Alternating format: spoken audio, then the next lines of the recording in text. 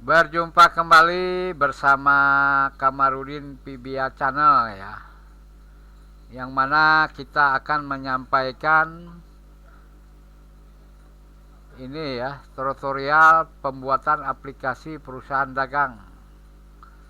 Jadi dalam pertemuan ke-15 ini saya akan menyampaikan mengenai penulisan coding input ini ya, untuk kas tunai. Jadi kita tutup dulu ya.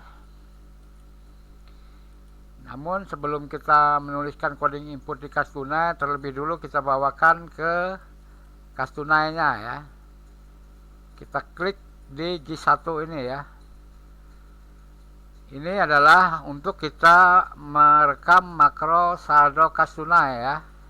Langkahnya developer record makro ya. Kapital hurufnya saldo, jangan ada spasi ya, baru kecil kas tunai gitu ya. Jadi kasnya huruf kecil biar ada perbedaan untuk kita membacanya ya. Oke, klik dulu persediaan, klik dulu di sini ya, klik lagi kas tunai, klik lagi di G1, tekan kontrol, rendam ya, panah ke bawah, lepas kontrol, panah ke kiri sekali ya, tekan kontrol, rendam, panah ke atas. Setelah sampai di atas, klikkan news relative reference ini ya. Setelah itu panah ke bawah, masukkan rumus logika jika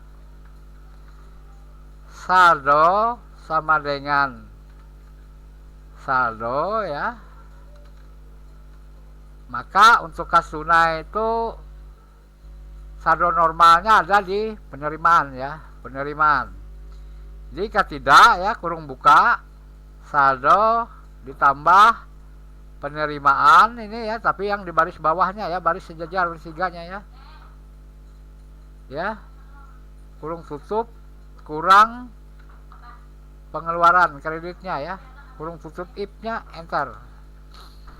Maka diperoleh angka 0 ya. Setelah itu klik news relevannya ya, klik stop recordnya, delete ya.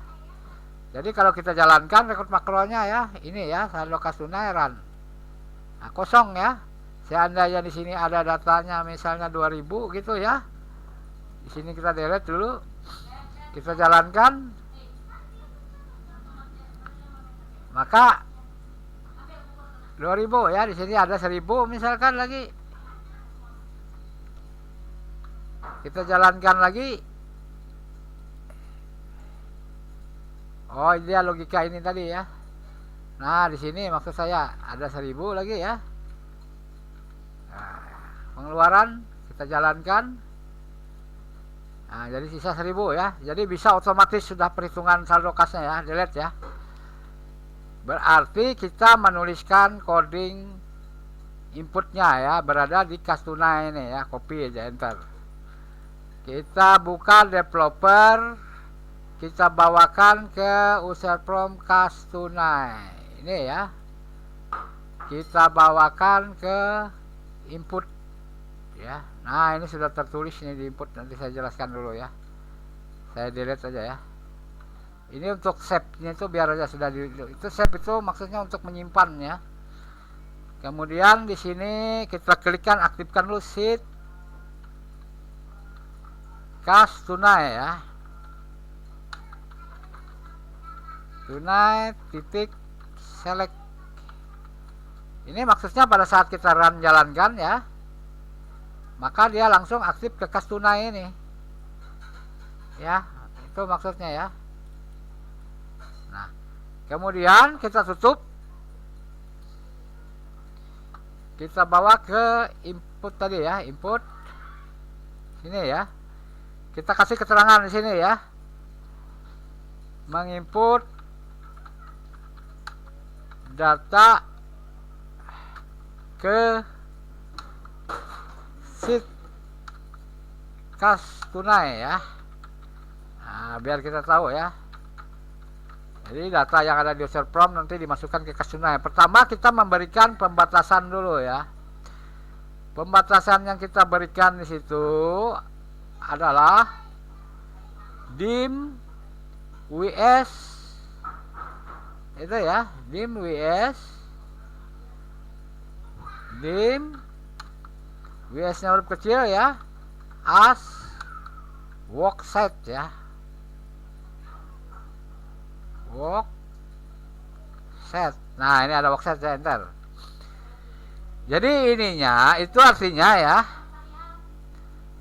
di dalam PBI Excel ini ya, dim as worksite adalah deklarasi ya, variabel yang digunakan untuk kita mendeklarasikan sebuah variabel bernama WS ya, dengan tipe deklarasi worksite. Jadi nanti untuk penulisan coding karena kita sudah memberikan deklarasi ini ya, bila ada kalimat worksite cukup kita ketikkan dengan WS gitu ya. Sedangkan dim itu adalah kata kunci yang digunakan untuk mendeklarasikan variabel ya. WS itu nama variabel yang kita pilih ya. Bisa juga kita gantikan dengan lembar kerja misalnya, terlalu panjang ya. Jadi WS itu ibaratnya singkatan gitu ya. Singkatan dari worksite gitu maksudnya ya. Kemudian set WS ya sama dengan worksite ya,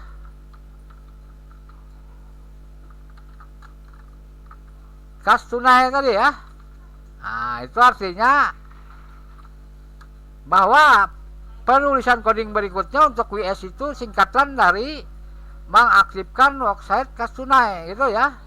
Nah, jadi keterwakilan menuliskan worksite kas tunai itu cukup diketik dengan WS ya, itu maksudnya ya.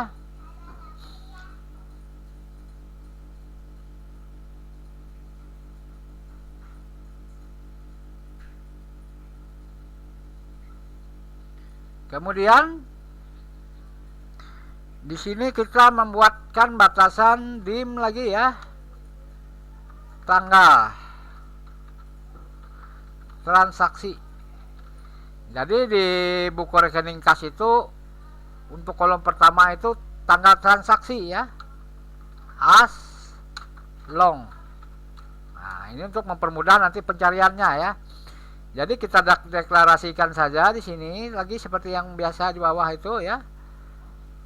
Untuk pengisiannya nanti tanggal itu ya, tanggal transaksi ya, tanggal transaksi sama dengan ya, sama dengan WS titik ya. Nah jadi WS tadi adalah worksite kas tunai tadi ya, sel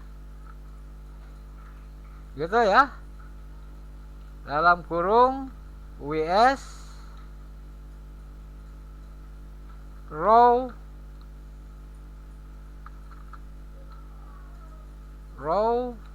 gitu ya, row gitu ya, titik row ada S nya ya, titik count 1. Ini maksudnya ya, kita mengacu pada sel terakhir kolom ke-1, kolom A tuh ya, di lembar kerja worksite ya, pencarian. Konnya ini konnya aja ya. Kemudian titik again ya, dalam kurung 1 kali up ya. Ini maksudnya dari sel terakhir itu bergerak ke atas sampai menemukan sel yang berisi data ya. Nah seperti kita merekamkan makro tadi, setelah kita kontrol panah ke bawah, panah ke kiri, kontrol lagi panah ke atas, dia menemukan baris terakhir ya. Disitulah sel pointer berada ya. Kemudian kita ketikkan lagi di sini titik